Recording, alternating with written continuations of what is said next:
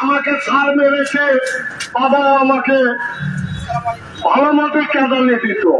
আর এখন যদি ছাত্রকে চিমটে পরিমাণ একটা শিক্ষক যদি শাসন করে, ওই অভিভাবককে জ্বালায়, একটা আনকালচার অভিভাবক ওই শিক্ষকের উপর যে জুলুম অত্যাচার করে, শিক্ষকও আর কোন সন্তানকে শাসনের দিকে যায় না।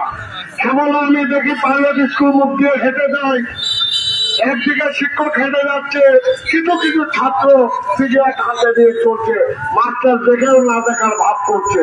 এটা তাই কিন্তু আমরা অভিভাবক, আমরা এগুলো এড়িয়ে যাই। আমার নিজের সন্তানকে শিক্ষা মুখে রাখি। আজকে একটা দুর্ঘটনা মানববন্ধন হচ্ছে, আমার পরিবহন পক্ষ থেকে আমি আপনাদেরকে ধন্যবাদ জানিয়ে এবং আবারও আমি যে কোনো আন্দোলনে আপনারা